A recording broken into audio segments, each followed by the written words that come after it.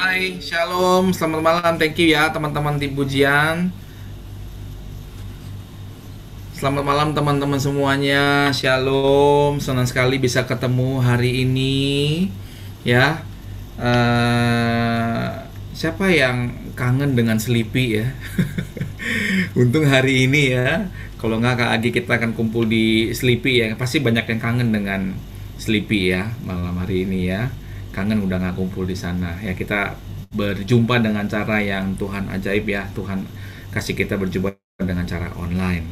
Oke, teman-teman sebelum aku lanjut, perkenalkan sedikit, nama saya adalah Renat Winardi, panggilnya adalah Ray. Saya komunitasnya di PDOM PKKMBK ya, masih muda. Terus sekarang mainnya di Pasu Trimuda ya, Komsel Mayo ya. Singkat saja perkenalannya. Hari ini kita akan bahas teman-teman mengenai unshakable faith ya. Cuma tadi pas lagi pujian tadi kok rasanya sangat besar dorongannya gitu, ngerasa bahwa ada beberapa keraguan kita dalam mengikut Tuhan gitu. Ada beberapa hati yang mungkin ngerasa ragu. Sebenarnya percaya Tuhan ya, tapi ketika kita menghadapi masalah itu banyak sekali konflik antara yang di kepala dengan yang di hati. Arti dengan kita bertindak seperti apa gitu ya. Nah, hari ini kita sama-sama kita akan belajar ya. Kita belajar dari Abraham. Abraham disebut sebagai bapak orang beriman ya, bapak orang beriman. Jadi dia tuh kalau bapak tuh kan sumber banget ya, dedengkotnya lah ya. Ini sumbernya iman gitu ya. Karena memang luar biasa perbuatan-perbuatan yang dia lakukan ya. Nah, jangan kaget teman-teman, sebelum kita lanjut, jangan kaget mungkin dalam kehidupan kita sebagai anak-anak Tuhan kita mengalami yang namanya ujian ya. Kita namanya mengalami suatu ujian terhadap iman kita ya. Kadang-kadang Tuhan izinkan gitu ya. Itu lebih baik kita mengalami sebuah ujian, arti kita kita menempel sama Tuhan. Ya, kalau kita nih anak-anak Tuhan, biasanya kalau kita ada masalah, malah lebih gampang dekat sama Tuhan.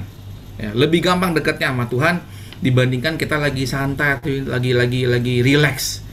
Ya, hati-hati kalau relax dan santai. Ya, itu yang menyebabkan dosanya Daud. Ketika lagi santai, dia lengah, set, dia masuk. Tapi kalau kita lagi menghadapi suatu masalah, kita lagi menghadapi suatu pergumulan, kita menghadapi suatu tantangan ya, saya cuma pesan satu hal teman-teman, bersyukur walaupun sulit ya. Karena sering saya mendengar anak-anak Tuhan ketika mengalami masalah, lebih gampang untuk menemukan Tuhan. Betul? Apa betul? Ya, ketika kita mengalami masalah, lebih mudah kita untuk mencari Tuhan. Lebih mudah kita melihat kebaikan Tuhan. Lebih mudah kita untuk menemukan Tuhan di situ ya. Lebih tekun PW-nya, lebih senang doanya, ya. Di Yakobus 1 ayat 2 sampai dengan 4 saya bacakan ya. Saudara-saudaraku, anggaplah sebagai suatu kebahagiaan. Ya, Yakobus mengatakan anggap sebagai kebahagiaan apabila kamu jatuh ke dalam berbagai-bagai pencobaan. Ini kata-kata kontradiksi ya. Pencobaan, jatuh nggak enak tapi disuruh bahagia ya. Kenapa ya? Sebab kamu tahu bahwa ujian terhadap imanmu ya, ujian terhadap iman yang kita percayai selama ini itu diuji teman-teman. Kalau kita ke gereja, kalau kita ke PD, kalau kita ketemu orang, mudah mengatakan ya saya percaya Tuhan. Tetapi saat yang bersamaan ketika ada masalah saat terjadi, siapa yang lebih kita percaya? Apakah kita mengatakan kenapa Tuhan? Komplain. Atau kita mengatakan apa Tuhan yang harus saya lakukan? Kalau anak-anak Tuhan itu benar-benar memiliki iman yang bertahap seperti Abraham, bertumbuh secara perlahan, maka tahapan iman akan semakin besar, semakin kuat. Ketika ada masalah dia nggak akan bertanya kenapa saya Tuhan, enggak. Tapi dia akan bertanya apa yang ingin kau kehendaki Tuhan dari masalah ini. Karena anak-anak Tuhan tahu di balik semua ujian iman itu pasti akan mendatangkan kebaikan. Tadi dikatakan ya WL dari Mary ya kalau salah namanya ya, Roma 8:28 ya. Kita tahu sekarang bahwa Allah turut bekerja dalam segala sesuatu untuk mendatangkan kebaikan. Ini iman kita. Jadi kalau kita menghadapi suatu masalah, kita confess firman-Nya, ya, kita pakai perlengkapan rohani, pedang firman kita pakai. Jadi ketika mengalami masalah, kita berjuang dengan kita punya iman. Saya teruskan dulu ya. Bahwa ujian terhadap imanmu itu menghasilkan ketekunan dan biarkanlah ketekunan itu memperoleh buah yang matang, supaya kamu menjadi sempurna dan utuh dan tak kekurangan suatu apapun. Ya. Oke, saya akan lanjutkan dulu ya. Jadi kita akan lihat sedikit, saya akan cepat saja. Teman-teman, saya minta kita interaktif. Kalau teman-teman, saya coba bisa rubah nggak ya? Oh, bisa dengan galeri review. Oke. Teman-teman, kalau misal teman-teman mau komen atau ada ayat yang teman-teman ingat, silakan ketik di chat ya. Kita interaktif supaya saya nggak masa sendirian ya. Kita masih belajar membawakan firman dengan online. Jadi teman-teman, kenapa Abraham dikatakan bapak orang beriman? Karena memang apa yang Abraham tunjukkan dalam kehidupannya. Karena apa yang Abraham buktikan dengan perbuatannya itu benar-benar menunjukkan dia sangat beriman sama Tuhan oleh perbuatannya. Ya, ada 3 hal simpel yang membuat kita belajar sedikit mengenai Abraham sebagai prolog ya di Kejadian 22 ayat 2 ya, kita lihat ya. Yang pertama, teman-teman, ini yang saya ingin sharingan teman-teman. Ini 3 hal tapi ada tingkatannya. Yang pertama adalah ketika contoh iman Abraham, yaitu pertama, panggilan untuk memisahkan dirinya dari bangsa dan tanah airnya. Kalau teman-teman baca di Kejadian 12 ayat 1 ya, tiba-tiba ya itu Abraham kalau ngomong sama Allah tuh ya enak banget. Apa? Ngomongnya tuh audible banget, bisa mendengar suara Tuhan banget dia. Jelas sekali mendengar suara Tuhan seperti apa gitu. Jadi Abraham disuruh langsung pergi dia dari tempat tinggalnya untuk meninggalkan bangsa dan tanah airnya. Ya. Nggak gampang, teman-teman. Ini ujian yang pertama, pergilah dari negerimu dan dari sana dan dari rumah bapakmu ini ke negeri yang akan kutunjukkan kepadamu. Simple ya. Ketika teman-teman menerima suatu permintaan dari Tuhan, ini kan keluar dari comfort zone. Ini keluar dari bangsanya. Sesuatu yang nyaman. Dari sanak saudaramu. Kita nggak punya lagi saudara. Mau kemana Tuhan? Bahkan Tuhan tidak memberitahu kemana dia pergi. Cuman pergilah ke negeri yang akan kutunjukkan kepadamu. Langsung jalan Abraham. Lihat bagaimana ketika Allah berfirman, kemudian Abraham mendengarkan, langsung dia bergerak, langsung dia bertindak. Ya, ini benar-benar hal yang luar biasa. Kenapa? Kita sebagai anak-anak Tuhan aja kalau kita mendengar, ayo jangan ya pasti kita belajar ya dalam mendengarkan suara Tuhan ya. Ayo bantu orangmu. Atau tengah-tengah, ini hal simple sekali ya, saya ceritakan ya. Semalam ini ya, karena saya sudah menikah teman-teman. Jadi semalam lagi ngomong-ngomong santai ya. Kemudian istri saya menekankan, ayo kamu anak harus main piano segala macam supaya kamu harus bermain buat lagu rohani. Lalu saya bilang, bukan lagu rohani, belajar dulu teknisnya dulu baru lagu rohani. Kalau nggak bisa. Saya bilang mungkin kata-katanya agak pedes gitu ya. Langsung saya punya istri marah. Aduh, sebelum tidur marah istri saya. Waduh, ini bagaimana nih? Kok dia marah-marah banget? Kayaknya mungkin saya ngerasa seperti menggurui dia, ngerti lebih banyak musik dibanding dia. Kemudian sikat kata, dia marah. Terus semalam saya masih bikin bahan buat malam ini teman-teman. Semalam dia tidur, saya masih buat bahan. Kemudian simpelnya, ego nih. Marah, saya diemin aja tuh. Nggak ngomong apa-apa. Tapi dalam hati ini keluar terus gitu loh. Samperin istrimu. Jangan biarkan istrimu tidur dengan kemarahan. Harus selesaikan. Ya, nggak gampang teman-teman. Akhirnya semalam saya putuskan, aduh kesel juga dengarnya, tapi gimana kok lihat istri mau tidur dengan marah, emosi kan nggak baik ya. Saya cuma doa simpel nih, Bapak kami doang, Bapak kami di surga, saya tenangkan diri saya. Akhirnya saya ikutin kan lah gitu.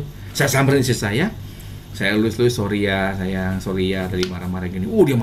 Dia marah sampai akhirnya dia bisa mengerti, kita komunikasikan, mungkin bahasanya kurang baik, akhirnya selesai.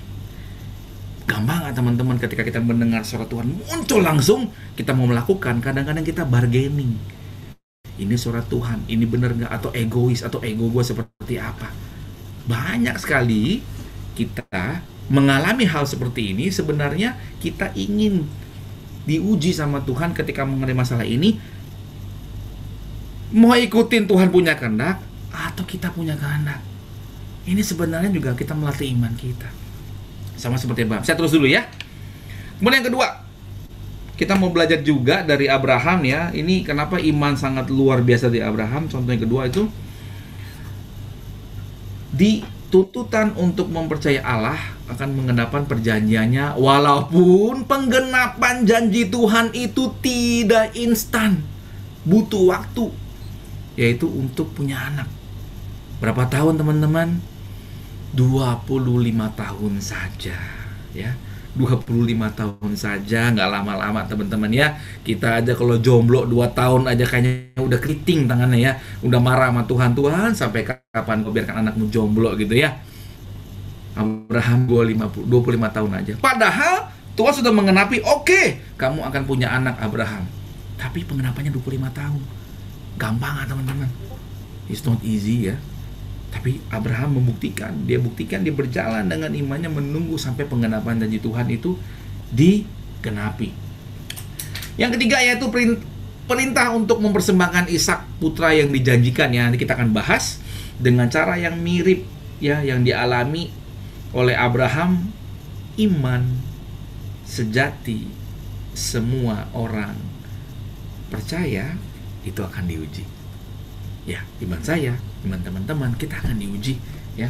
Karena apa yang paling diinginkan Tuhan dari Abraham, itu juga diinginkan Tuhan dari kita, teman-teman. Ya, kita akan bahas nanti kenapa benar-benar tidak mau sampai sedetik pun Abraham berpaling sumber pengharapannya dari Tuhan ke anaknya. Tuhan tidak mau Abraham tuh berpaling ya, fokusnya dari Tuhan ke anaknya. Karena ketika Tuhan berikan sesuatu yang sangat luar biasa, kemudian kadang-kadang kita sebagai anak Tuhan mudah untuk berpaling. Ya, lupa kita. Saking keenakannya kita lupa sama Tuhan. Nah, ini nggak mau Tuhan. Makanya nggak heran teman-teman, kadang-kadang kalau kita doa minta pacar, Tuhan kasih pacarnya, kemudian kita berpacaran lupa sama Tuhan, terus tengah-tengah putus gitu ya. Ya mungkin ada bagusnya Tuhan bilang, kamu udah lupa sama saya. Buat Tuhan kasih kita pacar gampang teman-teman. Tapi buat Tuhan relasi yang intim, iman yang kuat, itu yang Tuhan kita miliki. Ya, saya akan teruskan ya teman-teman. Nah, bagaimana kita mau belajar dari Abraham ya, beriman dan bertindak bersamaan. Ya, beriman dan bertindak bersamaan. Ya, teman-teman. Kalau dari pertama ketika Allah berfirman Abraham untuk keluar meninggalkan negerinya tidak diikuti, maka ujian iman juga terhadap Ishak, maka status Abraham sebagai bapak orang beriman nggak dapat teman-teman. Semua dimulai dari pintu yang pertama ya. Jadi nggak heran teman-teman kalau kita mengalami suatu ujian iman, hal yang sama terus. Kenapa? Kalau pintu pertama itu belum kita lewati, maka pintu kedua kita nggak diizinkan untuk lewati. Maka jangan heran kadang-kadang kita merasa kok masalah gue gini-gini mulu ya, ini mulu yang dihadapi. Mungkin itu yang Tuhan ingin kita belajari supaya kita bisa lewati dan kita menang. Ujian iman pintu pertama harus kita lewati. Sebelum kita masuk pengayaan, saya ingin bertanya teman-teman untuk berefleksi malam hari ini. Nanti kita akan tutup dengan doa. Apa saat ini ujian iman pintu pertama yang teman-teman sadari yang saat ini belum bisa teman-teman lewati? Sampai saat ini ya, teman-teman belum bisa lewati. Teman-teman simpan baik-baik dalam hati teman-teman. Nanti kita akan bahas dan kita akan doa. Ujian pintu pertama apa yang sampai detik ini masih terus belum bisa kita lewati? Oke? Yakobus 2 ayat 21 saya bacakan. Bukankah Abraham bapak kita dibenarkan karena perbuatan-perbuatannya ketika ia mempersembahkan Ishak anaknya di mezbah?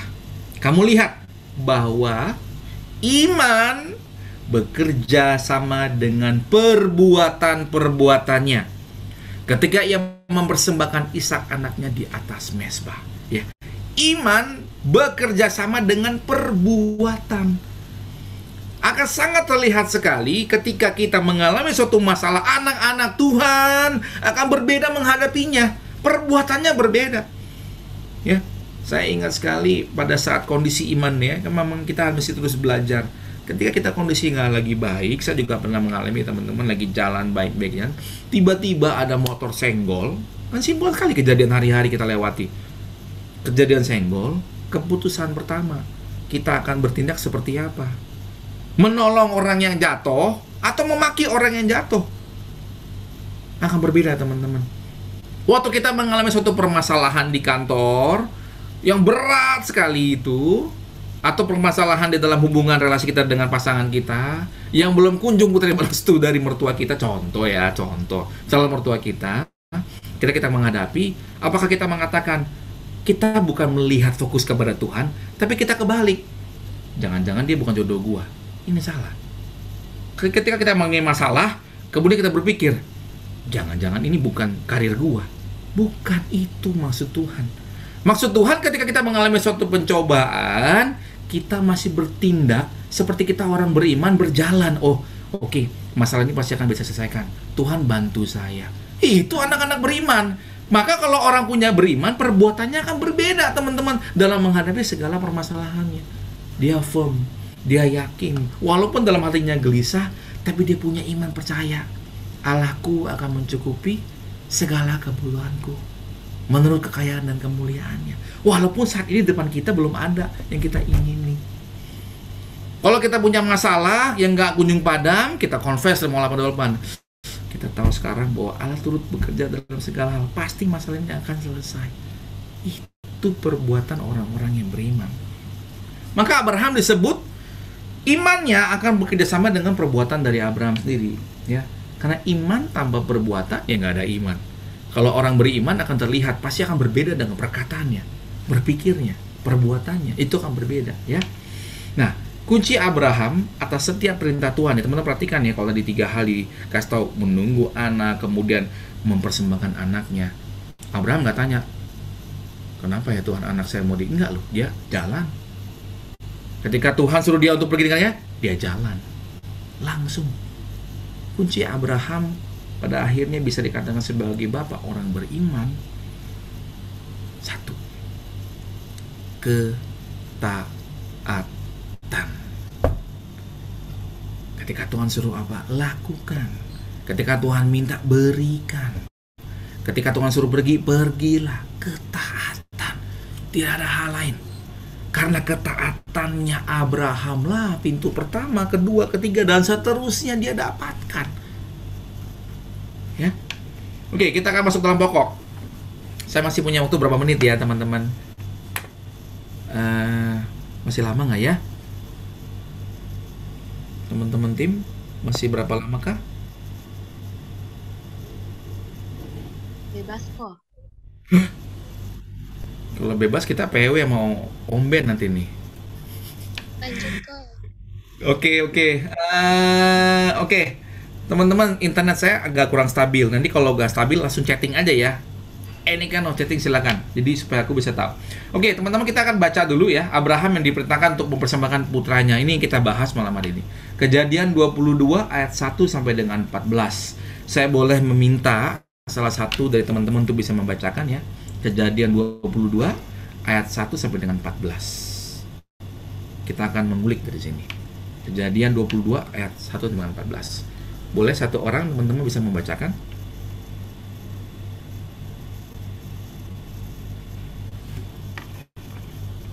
Adakah teman-teman yang tergerak?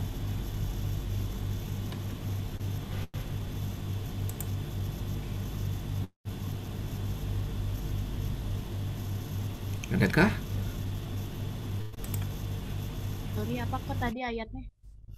Kejadian 22 ayat 1 sampai dengan 14. Kejadian 22 ayat 1 sampai dengan 14. Kejadian 22 ayat 1 sampai 14. 14. Kepercayaan Abraham diuji. Setelah semuanya itu Allah mencoba Abraham. Ia berfirman kepadanya, Abraham. Lalu sautnya, ya Tuhan. Firman-Nya, ambillah anakmu yang tunggal itu yang engkau kasihi, yakni Ishak. Pergilah ke tanah Moria dan persembahkanlah dia di sana sebagai korban bakaran pada salah satu gunung yang akan kukatakan kepadamu. Keesokan harinya, pagi-pagi bangunlah Abraham. Ia memasang pelana keledainya dan memanggil 2 orang bujangnya beserta Ishak anaknya. Ia membelah juga kayu untuk korban bakaran itu. Lalu berangkatlah ia dan pergi ke tempat yang dikatakan Allah kepadanya. Ketika pada hari ketiga Abraham melayangkan pandangnya, kelihatanlah kepadanya tempat itu dari jauh. Kata Abraham kepada kedua bujangnya itu, "Tinggallah kamu di sini dengan keledai ini. Aku beserta anak ini akan pergi ke sana. Kami akan sembahyang, sesudah itu kami kembali kepadamu." Lalu Abraham mengambil kayu untuk korban bakaran itu dan memikulkannya ke atas bahu Ishak anaknya. Sedang di tangannya dibawanya api dan pisau. Demikianlah keduanya berjalan bersama-sama. Lalu berkatalah Ishak kepada Abraham ayahnya, "Bapa," saut Abraham, "Ya anakku." Bertanyalah ia, "Di sini sudah ada api dan kayu, tetapi di manakah anak domba untuk korban bakaran itu?" Saut Abraham, "Allah akan menyediakan anak domba untuk korban bakaran baginya, anakku." Demikianlah keduanya berjalan bersama-sama. Sampailah mereka ke tempat yang dikatakan Allah kepadanya, lalu Abraham mendirikan mezbah di situ. Disusunnyalah kayu, diikatnya Ishak anaknya itu, dan diletakkannya di mezbah itu di atas kayu api. Sesudah itu, Abraham mengulurkan tangannya, lalu mengambil pisau untuk menyembelih anaknya. Tetapi berserulah malaikat Tuhan dari langit kepadanya, "Abraham, Abraham." Sautnya, "Ya Tuhan." Lalu ia berfirman, "Jangan bunuh anak itu dan jangan kau apa-apakan dia, sebab telah kuketahui sekarang bahwa engkau takut akan Allah dan engkau tidak segan-segan untuk menyerahkan anakmu yang tunggal kepadaku." Lalu Abraham menoleh dan melihat seekor domba jantan di belakangnya dan tanduknya tersangkut dalam belukar. Abraham mengambil domba itu lalu mengorbankannya sebagai korban bakaran pengganti anaknya. Dan Abraham menamai tempat itu Tuhan menyediakan. Sebab itu sampai sekarang dikatakan orang, di atas gunung Tuhan akan disediakan. Demikian. Demikianlah sabda Tuhan. Syukur kepada Allah. Boleh kita mau tundukkan kepala kita dulu.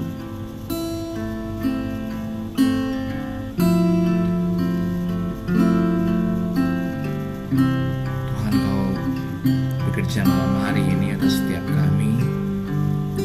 Curahkan Tuhan Yesus Kristus suatu hikmat dan pengertian baru yang boleh kami dapatkan. Firman ini sudah sekian kali kami dengar, Tuhan.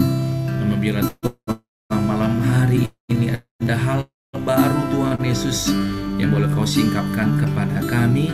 Kami boleh mengerti, Tuhan Yesus, apa yang menjadi kehendak Engkau malam hari ini. Berbicaralah Tuhan atas setiap kami, pribadi kami. Kami merindukan Tuhan Yesus. Kami diperbarui. Iman kami boleh diperbarui. Kekuatan baru Tuhan Yesus atas pengertian hikmat-Mu kami boleh terima daripada Engkau. Terima kasih Tuhan. Kemuliaan kepada Bapa dan Putra dan Roh Kudus seperti pada permulaan, sekarang, selalu dan sepanjang segala abad. Amin. Terima kasih ya Elva.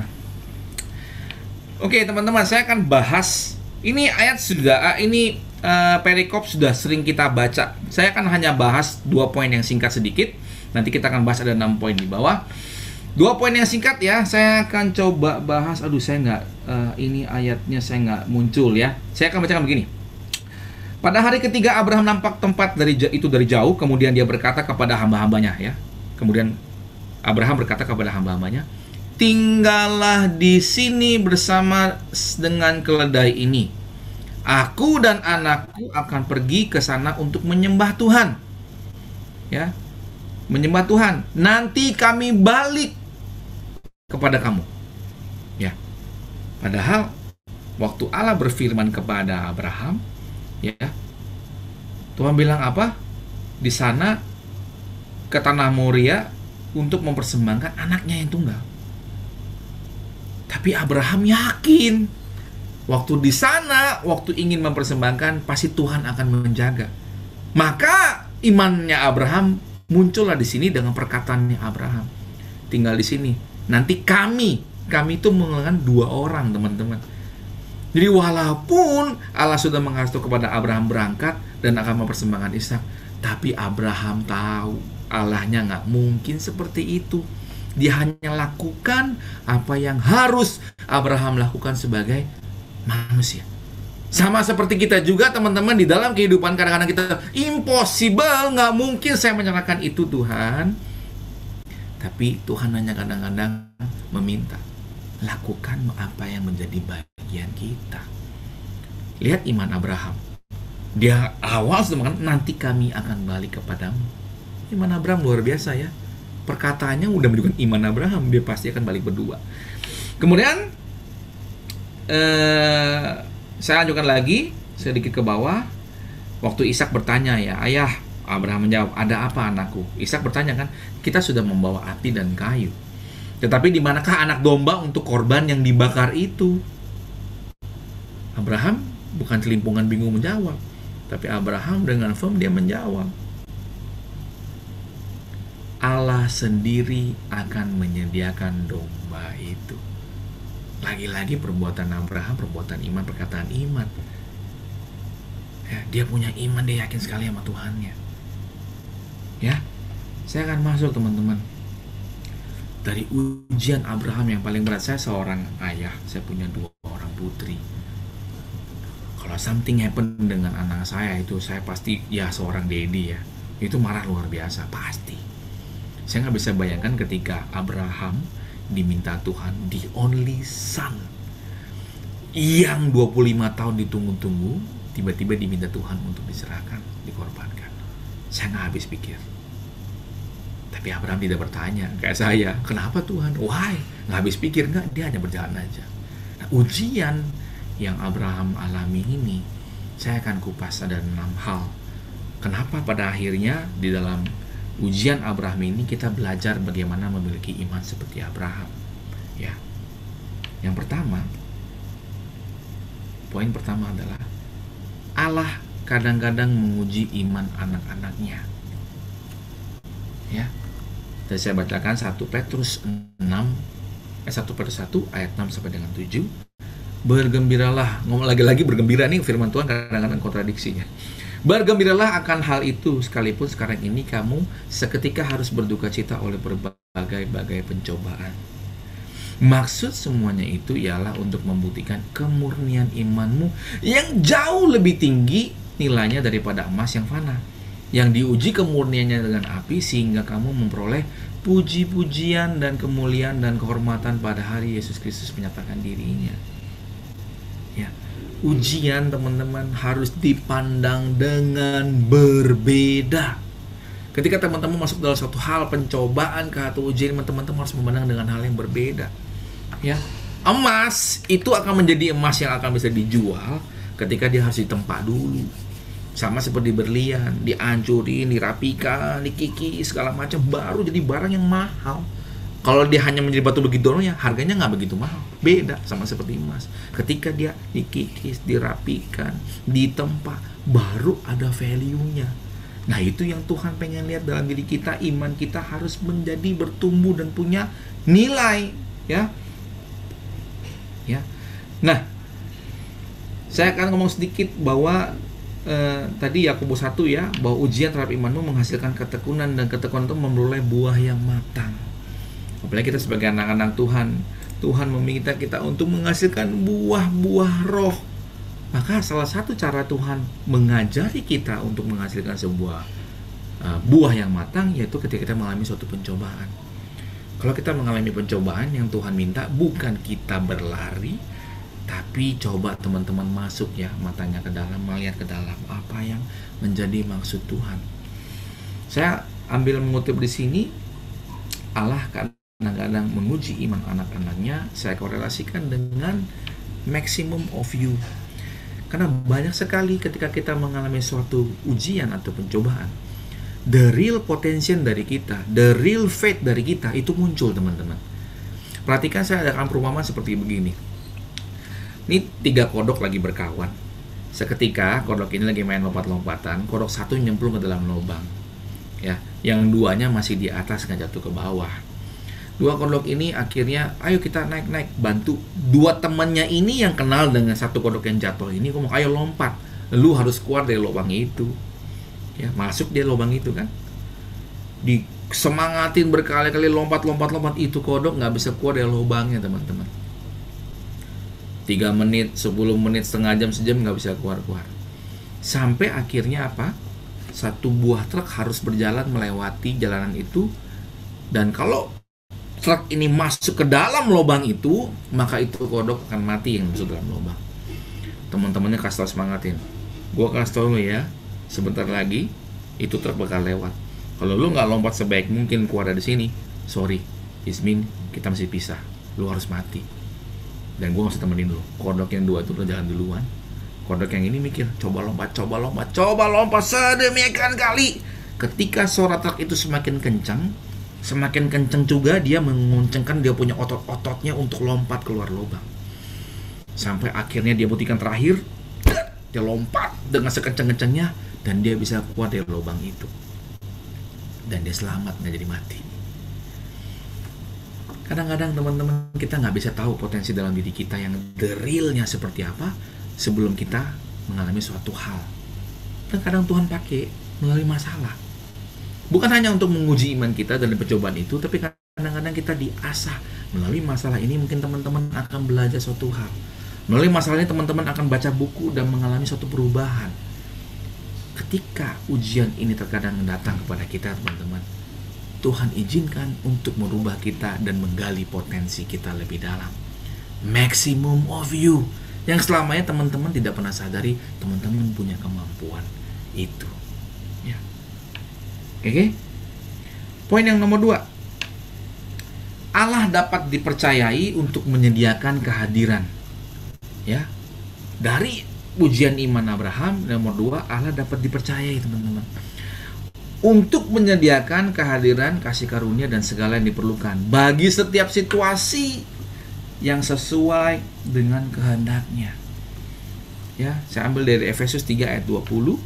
Bagi dialah yang dapat melakukan jauh lebih banyak dari yang kita doakan atau pikirkan, seperti yang ternyata dari kuasa yang bekerja di dalam diri kita.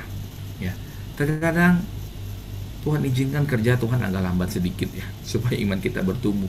Sama seperti kejadian di Lazarus.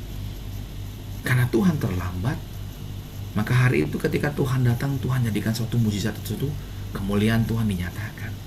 Karena Tuhan terlambat, mungkin dengan masalah yang teman-teman alami, Tuhan izinkan kita mengalami, dan Tuhan izinkan kita bisa melompat, dan Tuhan izinkan kita punya kemampuan untuk melompat, dan teman-teman lihat, akhirnya kita punya kemampuan yang tidak pernah kita sadari. Saat itu kita mengatakan, oh begini maksudnya Tuhan, oh begitu maksudnya Tuhan. Ya,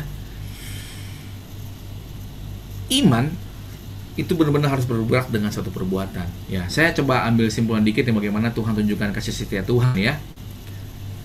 Itu kadang-kadang mungkin saya pernah cerita di sini ya. Saya punya anak itu 2. Anak pertama itu hobi banget kalau kita pergi nonton bioskop gitu, nonton film.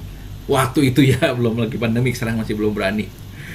Dulu dia pajak, saya lupa nonton film apa, itu lagi happy apa lagi hype banget dah.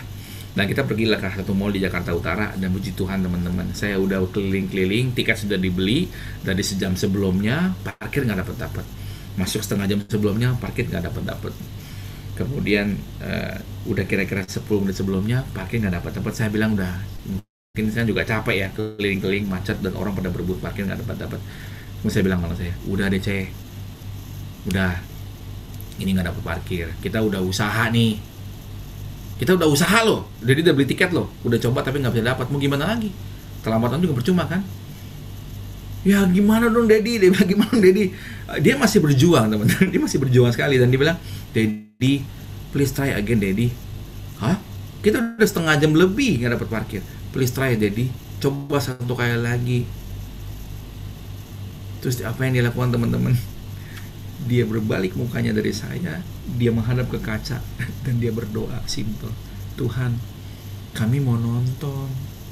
Tolong Tuhan sediain parkir. Saya ini seorang pewarta ya. Halah, dan lu dia udah jelas-jelas parkirnya penuh banget, susah banget gitu, udah gak mungkin gitu. Aduh, dia masih begini, masih maksa mau nonton dengan doa begitu ya. Ya Tuhan dengar doanya. Kenapa saya bilang Tuhan dengar? Tuhan tolong, Cece mau nonton, sediain parkir. Saya nggak ngerti, tiba-tiba lagi nunggu, lagi jalan, itu persis mobil di depan saya, tut bunyi alarmnya. Saya bilang, loh, ada yang pas mau keluar. Dan begitu keluar, dia begitu tenangnya, saya bingung, kaget, dan anak saya simple dengan iman dia. Aduh, thank you Tuhan, terima kasih Tuhan. Dia bersyukur sama Tuhan. Dia punya iman sama Tuhan, hari ini nonton. Dia bekerja seperti begitu, dan akhirnya Tuhan sediakan itu. Dan saya akhirnya turun, langsung buru-buru lari nonton ya. Saya nggak konsen nonton. Saya otaknya mikir, kok saya nggak punya iman seperti anak saya. Yakin kalau udah pergi sampai sini Tuhan sediakan. Allah penyedia. Itu yang kita mau belajar dari Abraham. Sama juga, lakukan bagian kita, Tuhan yang akan sediakan.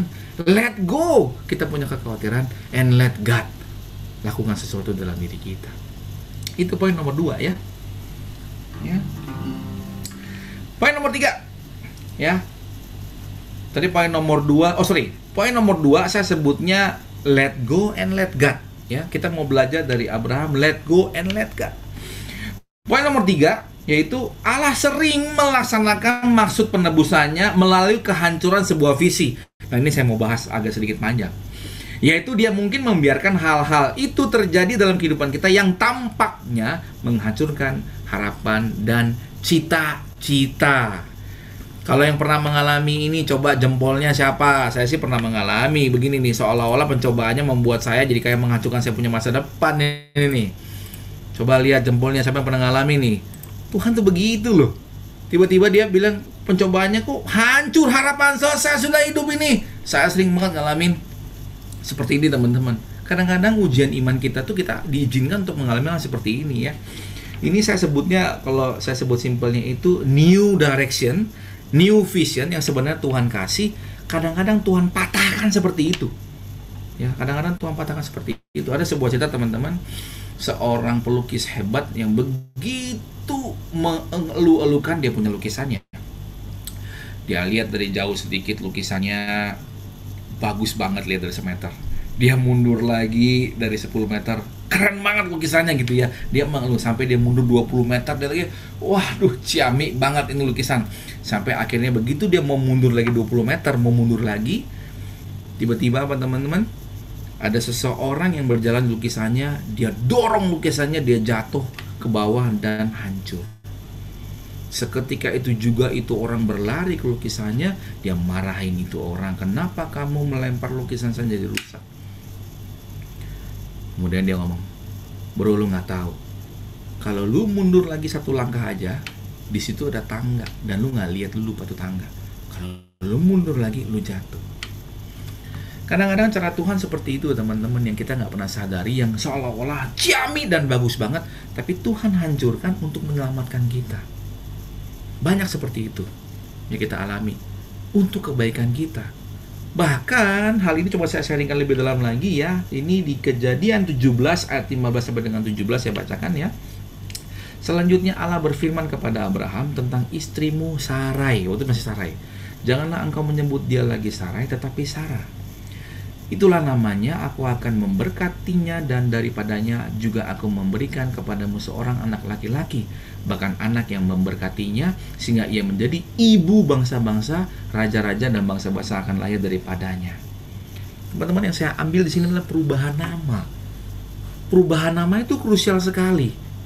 Dari Sarai menjadi Sarah. Nggak gampang, itu perubahan itu besar. Banyak sekali Tuhan izinkan suatu perubahan yang mungkin tidak mudah kita terima. Ganti pekerjaan, gak gampang.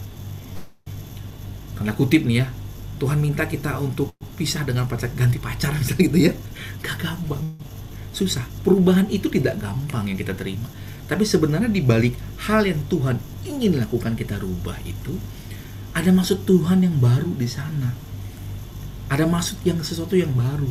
Berapa banyak saya cerita ini ketika udah jalan 10 tahun ya, orang yang ngomong sama saya itu bersyukur. Contohnya apa? Saya bergerak di bidang otomotif, teman-teman. Salah satu pengusaha bengkel yang saya temuin, dia bilang begini, aduh Re, saya bilang, waduh kok lu udah enak banget ya sekarang dagang begini. Ya lu lihat gua udah jadi seperti begini. Dulu gua sukses, di mana kok? Di bank, salah satu bank lah ya. Tapi waktu gua umur 34, 33 ketika lagi sukses begitu, Tuhan izinkan gua masuk ke Rismon. Dan gua nol, gua harus kena layoff. Anak gua udah 2, Re. Istri gua udah bingung mau gimana. Lu bayangkan lagi begitu-begitu, apa lu gua gak marah sama Tuhan, dia bilang. Terus gimana? Kau penasaran kan? Ini kan kisah suksesnya dia nih waktu itu, dia akil balik berubah. Dia bilang, ya mau gak mau, gue sewa ruko, gue usaha. Ngapain kok? Bikin bengkel ya, ganti oli lah, apa segala macem gitu ya. Oh gitu. Kalau umur 33 saat itu Tuhan gak izinkan gue untuk selesai dipecat, mungkin hari ini gue gak ada begini. Ya, teman-teman, orang itu mudah untuk mengatakan karena udah lewat 10 tahun, 15 tahun. Sometimes ujian iman yang kita dapatkan, mungkin Tuhan ingin menunjukkan suatu hal yang baru yang Tuhan ingin berikan kepada kita. Mungkin yang selama ini pekerjaan di kantor tidak sesuai dengan bidang kita, Tuhan ingin berikan yang baru. Mungkin ada passion yang Tuhan ingin berikan pada kita apa supaya membawa pada keselamatan. Banyak hal yang Tuhan ingin pakai dalam diri kita seolah-olah menghancurkan visi kita. Tapi sebenarnya Tuhan sediakan sesuatu yang lebih baik. Ini butuh iman. Kalau kita percaya Allah turut bekerja dalam segala hal, maka ketika itu kita mengalami ujian, kita gak akan bertanya, why God? Tapi, what you want to do, God? What you want me to do? Kita akan bertanya sama Tuhan itu. Ya, di poin nomor 3 ini, saya menyebutnya new direction. New vision yang Tuhan kasih ketika visi kita dihancurkan dalam suatu masalah, ya. Nomor 3 adalah itu, teman-teman. Ya. Nomor 4. Setelah iman teruji, Allah meneguhkan, menguatkan, menegakkan dan memberikan upah kepada orang percaya. Saya ambil dari 1 Petrus 5 ayat 10. Dan Allah, sumber segala kasih karunia yang telah memanggil kamu dalam Kristus kepada kemuliaannya yang kekal, akan melengkapi, meneguhkan, menguatkan, dan mengokohkan kamu sesudah kamu menderita sekedalamanya. Jadi benar Tuhan, di dalam Tuhan itu selalu ada pelangi setelah hujan. Jadi semua melengkapi, meneguhkan, menguatkan, mengokohkan sesudah kamu menderita sekian lamanya. Firman Tuhan katakan hal seperti ini. Ya, saya pernah mengalami hal ini, teman-teman. Yaitu apa? Satu hari tepat ketika saya diputuskan menjadi ketua SHDR, zaman kapan teman? 2002 ya, udah tua banget gua. 2002 2003 gitu ya kira-kira. Saat itu hari pertama rapat SHDR, yaitu hari pertama saya putus pacar. Saya bilang gila, mau mimpin rapat seperti apa harus putus pacar, udah berapa tahun lamanya pacaran. Di rapat ya, ini lucu banget ya. Jangan kayak saya, teman-teman. Saya lagi jalan mau ke tempat rapat itu ya, saya bisa nyasar belok kiri, nggak tahu kemana, kata kok saya di sini, saya balik lagi, teman. Mau ke tempat rapat pusing, putus cinta sih ya, namanya anak muda ya, wajar aja lah ya.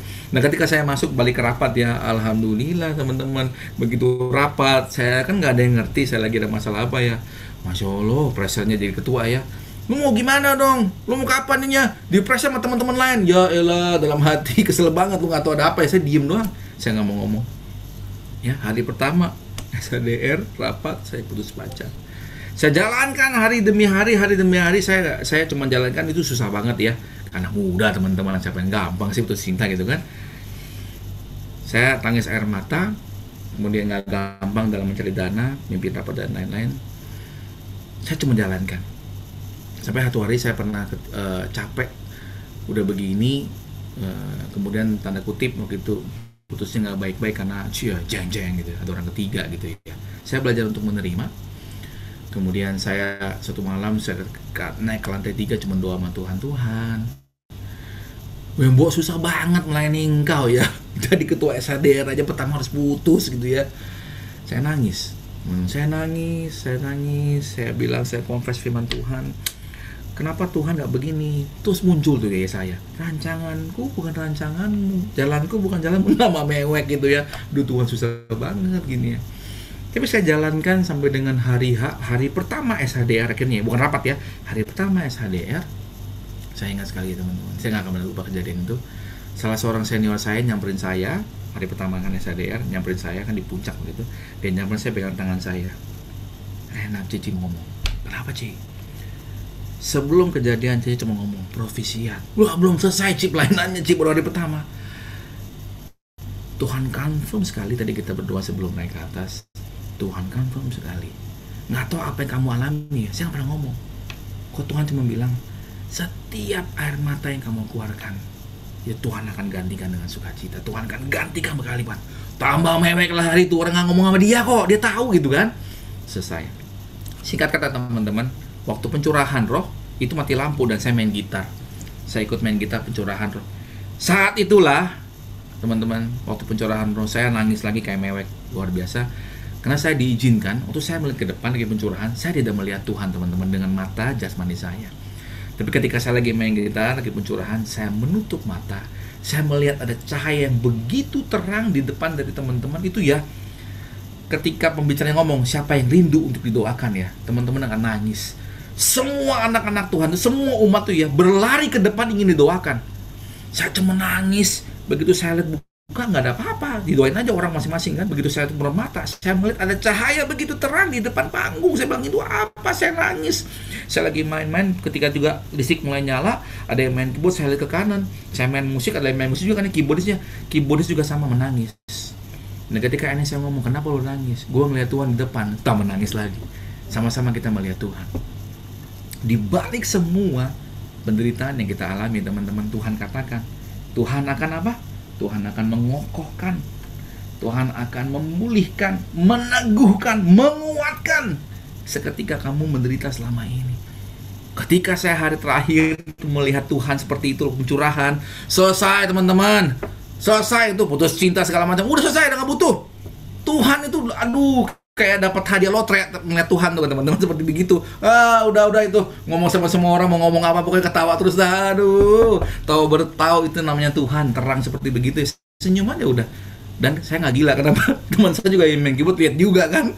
Oh ya sama jadinya kan. Waduh luar biasa banget itu teman-teman ya. Setelah iman teruji akan ada sesuatu yang Tuhan berikan kepada kita.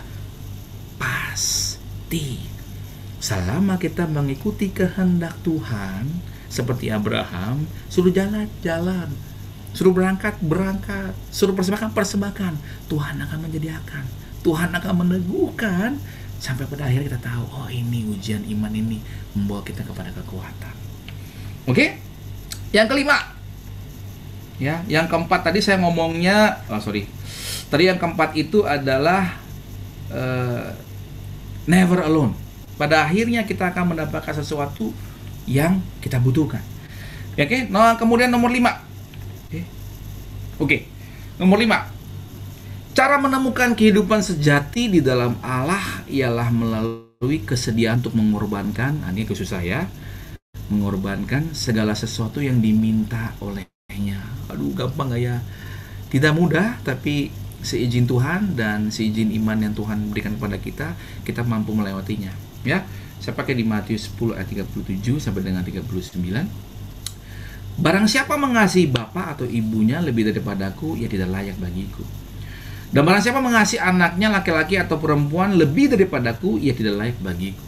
Barang siapa tidak memikul salibnya dan mengikut aku, ia tidak layak bagiku. Barang siapa mempertahankan nyawanya, ia akan kehilangan nyawanya. Dan barang siapa kehilangan nyawanya karena aku, ia akan memperolehnya. Saya akan sharing singkat banget ini teman-teman. Baru kemarin saya bertemu dengan rekan kerja.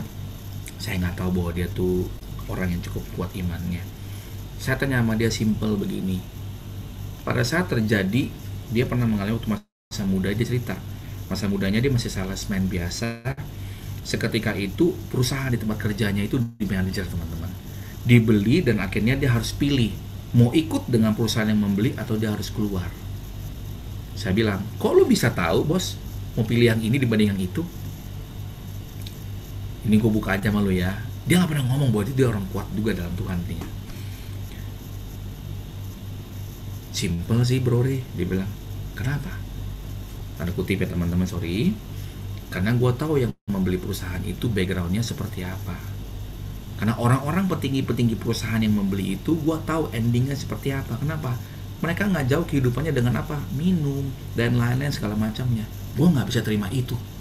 Makanya gue nekat, gue keluar dari perusahaan ini, mendingan masuk perusahaan yang ini aja. Luar biasa. Saya bilang gitu, luar biasa. Dan teman-teman, sekarang dia jadi salah satu shareholder dari 6 perusahaan. Kalau saat itu dia dengan berat mempertimbangkan yang mana, hanya dengan mata jasmani saja, perusahaan besar yang membeli, karirnya bagus, uangnya ada, mungkin hidup dia berbeda sekarang. Mungkin akan berbeda. Nah, Tuhan simple. Dia memutuskannya akhirnya untuk tidak mengikuti yang nyaman, dia keluar untuk pilih yang tidak nyaman. Cuma satu alasannya, gue nggak bisa hidup seperti begitu, tanda kutip ya. Lingkungannya harus minum, harus entertain, harus ini. Gue nggak mau. Lebih baik buat apa gue hidup begitu, mencorengkan gue punya iman. Akhirnya dia pilih kecil-kecil aja. Karena pilihan itu teman-teman, ya, dia sampai sekarang menjadi besar perusahaannya. Dia punya 6 perusahaan, salah satu direksinya. Dan orang yang ikut ke perusahaan itu, tanda kutip, rusak. Hidupnya berantakan. Ya, kadang-kadang Tuhan di saat kita ingin Tuhan mempersembahkan sesuatu yang kita miliki, just lakukan. Selama teman-teman hidup di dalam Tuhan, selama teman-teman tahu, teman-teman pilih yang berkenan kepada Tuhan, dan memilih sesuatu yang lebih bisa mendekatkan kepada Tuhan, lakukan. Walaupun sulit, lakukan. Dia milih loh untuk nyaman loh dengan perusahaan yang besar loh. Dia milih itu. Kadang-kadang Tuhan minta kita lepaskan. Baru ada pintu kedua yang muncul ya teman-teman. Pintu pertamanya harus lewat dulu, baru ada pintu keduanya yang muncul. Sekarang udah pintu ke-6 ke-7 kali sekarang dia. Udah punya 6 perusahaan. Oke. Yang terakhir, itu saya sebutnya poin nomor 5, saya sebut sebagai infinite. Tidak terbatas karya Tuhan di dalam diri kita, asal kita mau mempersembahkan apa yang paling sulit kita miliki, supaya Tuhan kerja tidak terbatas. Terakhir, poin nomor 6. Setelah suatu ujian penderitaan dan iman, ya, hasil dari semua perlakuan Tuhan terhadap orang yang percaya ialah Maha Penyayang dan Maha Pengasih, ya. Saya ambil dari Yakobus 5 ayat 11. Sesungguhnya kami menyebut mereka berbahagia, yaitu mereka yang telah bertekun. Kamu telah mendengar tentang ketekunan Ayub, dan kamu telah tahu apa yang pada akhirnya disediakan Tuhan baginya, karena Tuhan Maha Penyayang dan penuh belas kasihan. Saya nggak usah bahas lebih banyak. Maha Penyayang dan Maha belas kasihan. And again, nomor 6 ini saya sebutnya favor, perkenanan Tuhan. Ini yang dibutuhkan anak-anak Tuhan. Ketika kita benar-benar memiliki perkenanan Tuhan, favor dalam diri kita, maka apapun yang teman-teman kerjakan, Tuhan akan berbuat berhasil. Apapun yang teman-teman pilih, Tuhan akan tuntun dan berkati. Ya, sama seperti Ayub.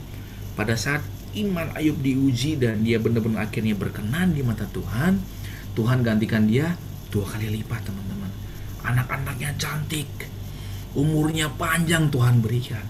Favornya muncul di dalam diri Ayub. Ketika teman-teman mengalami suatu ujian sama seperti Abraham, teman-teman tekun melaksanakan dengan perbuatan teman-teman, dengan mengikuti Tuhan, akan ada favor yang kita alami. Itu yang akan Tuhan sediakan pintu kedua, pintu ketiga, pintu keempat, pintu kelima, pintu keenam, dan seterusnya. Kalau pintu pertama teman-teman dapat selesaikan. Mari saya akan menutup, dan saya akan sampai sedikit ya. 6 hal yang bisa kita pelajari dari ujian iman Abraham. Nomor 1, Allah terkadang menguji, tapi membuat kita menjadi sempurna. Maximum of you. Yang kedua, Allah dapat dipercayai karena dia menyediakan semuanya. Let go and let God. Nomor 3, Allah sering melaksanakan maksud penebusannya melalui kehancuran suatu visi. Ya, new things will come, new direction will come. Keempat, setelah iman teruji, Allah akan meneguhkan, menguatkan, menegakkan. Kita nggak akan pernah sendiri, teman-teman. Never alone. Kelima, cara menemukan kehidupan sejati di dalam Allah ialah kesediaan untuk mengorbankan segala sesuatu yang diminta oleh Tuhan. Teman-teman harus setiap bersedia untuk apa yang paling kita sayangi, kita berikan sama Tuhan. Maka karya Tuhan tidak akan terbatas, infinite dalam diri kita. Dan terakhir, setelah ujian penderitaan dan iman, hasil dari semuanya perlakuan Tuhan terhadap orang percaya, maka penyayang dan penuh belas kasih akan ada perkenanan Tuhan yang Tuhan berikan atas diri kita atau favor. Oke. Saya akan menutup dengan doa ya, sudah jam 9 lewat. Aduh. Sebentar teman-teman. Terima kasih Tuhan Kau mengingatkan aku. Chargernya mau habis.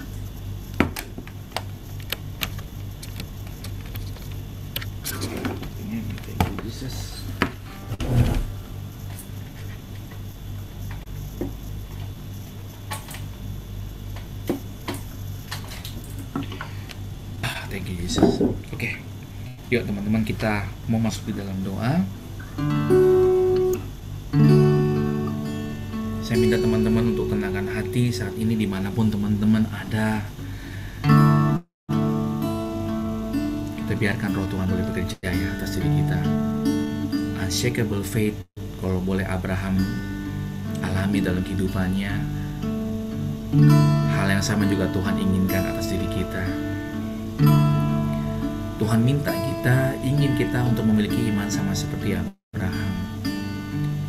Dalam segala apapun yang Tuhan katakan kepada Abraham, Tuhan ingin kita belajar. Ya Tuhan, ini aku akan berjalan, aku akan mengikuti setiap kehendak-Mu Tuhan.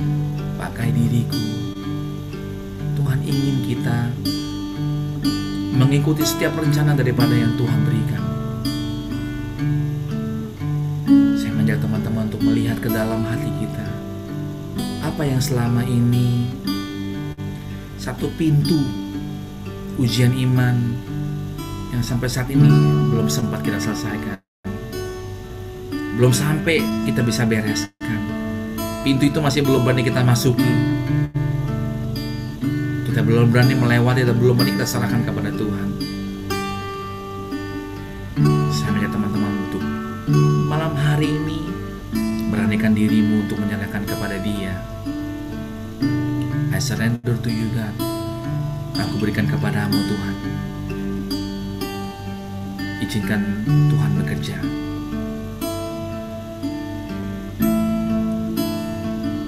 Sesungguhnya Engkau Tuhan Yesus yang telah melukiskan kami Tuhan di dalam kitab kehidupan.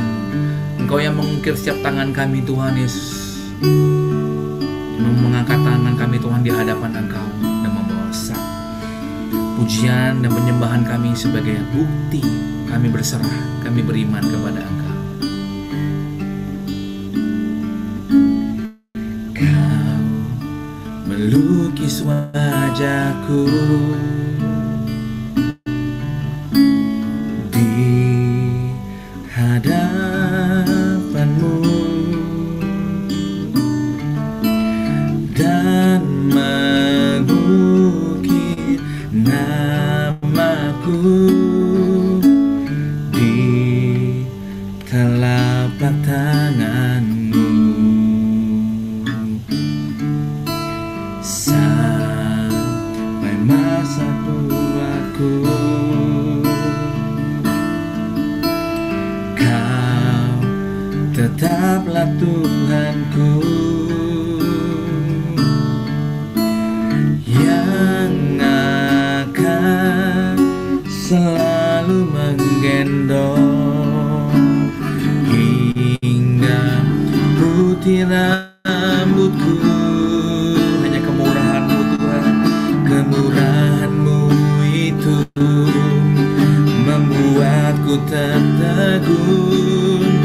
Ku bulatkan hatiku mengikut-Mu.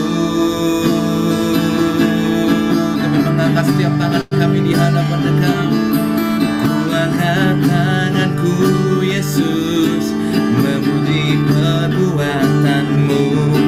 Sungguh tiada terukur kasih setia-Mu, dalam naungan sayap-Mu ku mau terus menyembah-Mu. Kasih-Mu terukir lubuk hatiku. Ku angkat tanganku Yesus, memuji perbuatan-Mu. Sungguh tiada terukur kasih setia-Mu, sungguh tiada ku mau selalu menyembah-Mu. Kasih-Mu terukir di lubuk hatiku. Memang angkat setiap tangan kami Tuhan. Ku angkat tanganku Yesus, memuji perbuatan-Mu. Sungguh tiada terukur kasih setia-Mu, dalam naungan sayap-Mu ku mau terus menyembah-Mu. Kasih-Mu terukir di lubuk hatiku. Kasih-Mu terukir di lubuk hatiku. Kasih-Mu terukir di lubuk hatiku. Kami bawa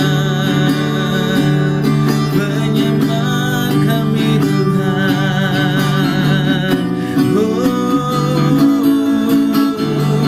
Ya la masih sembah Tuhan, sembah namanya yang kudus. Ya la masih Kyrie. Oh ya la masih. Oh ya la masih.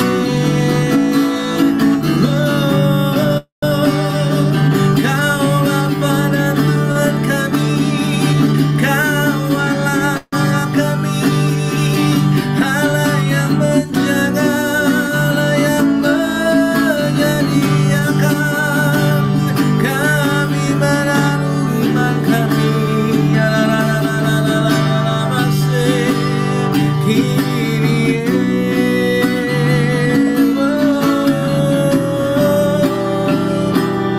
Shkina bara bara bara bara.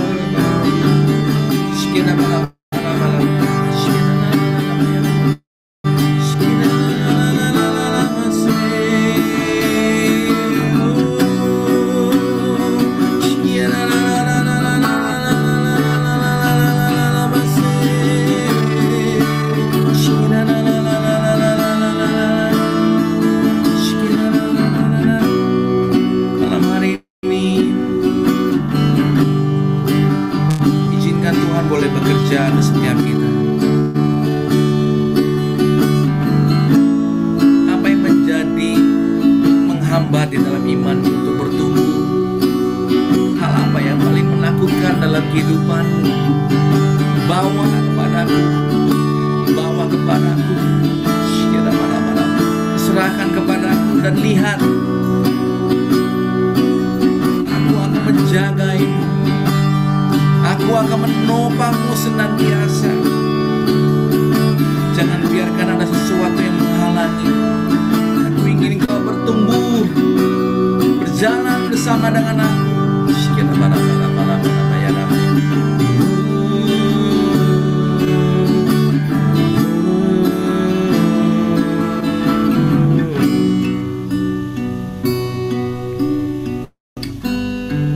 Shkina bara bara ya Rabbi.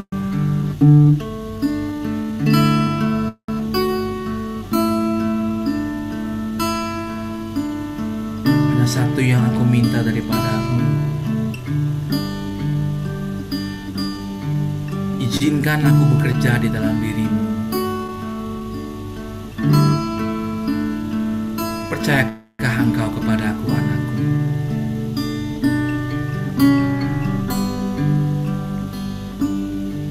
Bahwa aku tidak pernah meninggalkan engkau sedetik pun juga. Bahkan di dalam segala pencobaan yang kamu alami, aku ada bersama dengan engkau.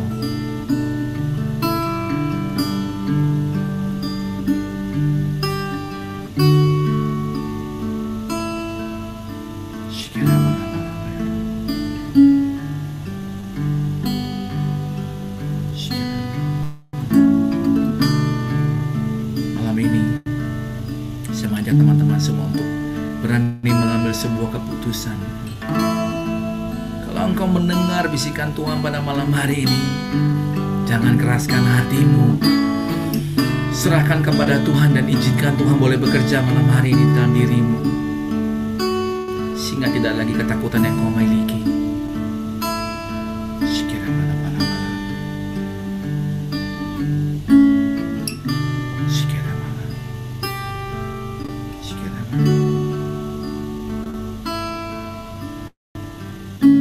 Bawa kepadaku, bawa kepadaku. Malam hari ini bawa kepadaku apa menjadi kegelisahanmu, apa menjadi penghalangmu datang kepadaku, sehingga ujian di dalam imanmu menjadi sempurna.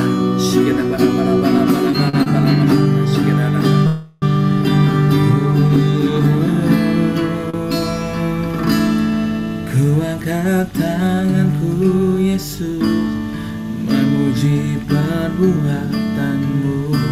Sungguh tiada terukur kasih setiamu. Dalam naungan sayapmu, ku mau terus menyembahmu. Kasihmu terukir di lubuk hatiku. Kasihmu terukir di lubuk hatiku.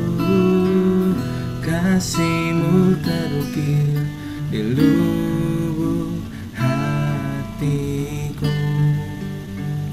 Di malam hari ini Tuhan Yesus, segala apa yang boleh kami dapatkan Tuhan, boleh benar-benar tersimpan di dalam lubuk hati kami. Kami punya Allah yang hidup. Kami punya Allah yang senantiasa menjaga kami seperti Allah Abraham. Kami mengimani Tuhan malam hari ini. Suatu keputusan kami belajar mau ambil Tuhan, berjalan bersama dengan Engkau dalam segala apapun yang harus kami alami. Kami berdoa Tuhan malam hari ini kami boleh suatu keputusan untuk pintu pertama ujian iman kami boleh kami lalui bersama dengan Engkau. Kami menantikan Tuhan Yesus Kristus, karya-karya-Mu melalui pintu kedua, pintu ketiga, dan seterusnya Tuhan. Ketika kami boleh mengandalkan Engkau, maka semuanya akan menjadi mungkin karena Engkau. Terima kasih Yesus, terima kasih Tuhan. Biar malam hari Tuhan segala yang boleh ditaburkan firman-Mu boleh benar-benar tertanam baik Tuhan dalam diri setiap kami yang boleh mendengarkan. Suatu hal baru yang boleh kami pelajari di dalam Engkau. Dalam segala ujian iman kami, Engkau ada di sana. Dan dalam ujian Dionys, Engkau mau bekerja di dalam diri kami, menyempurnakan kehidupan kami. Dan di balik semuanya itu Tuhan, pada akhirnya ada pelangi yang Kau sediakan pada kami. Ada peneguhan, ada pengokohan yang Kau sediakan bagi kami.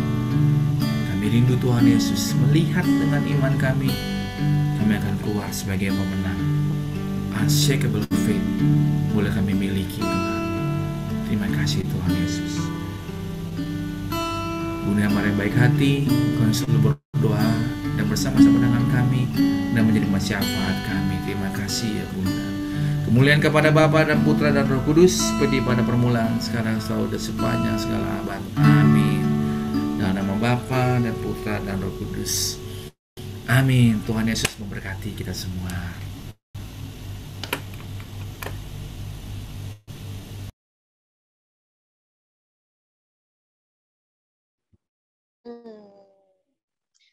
Terima kasih Koordinat untuk pembawaan firman-Nya malam hari ini. Sebelum masuk ke persembahan, kita mau foto dulu yuk teman-teman. Yang videonya masih mati, boleh dong dinyalakan videonya. Kita mau foto.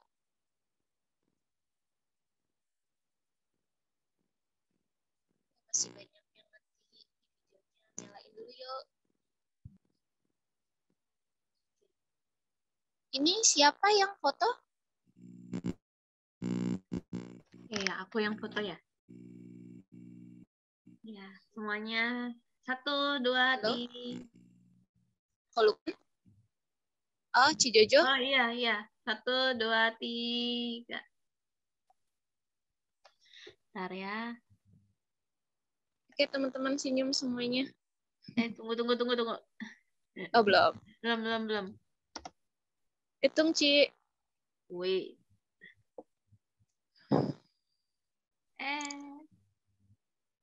Oke, 1, 2, 3. Dah. Terima kasih. Terima kasih, Cijojo. Oke, kita sebentar mau persembahan. Tim pujian, dipersilakan.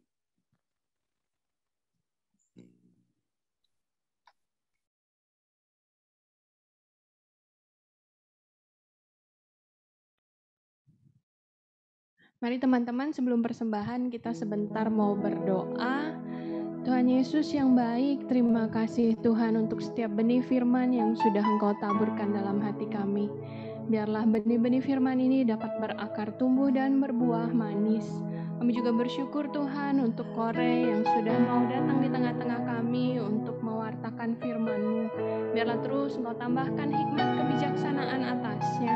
Juga kami percaya Engkau akan selalu cukupkan kebutuhannya dan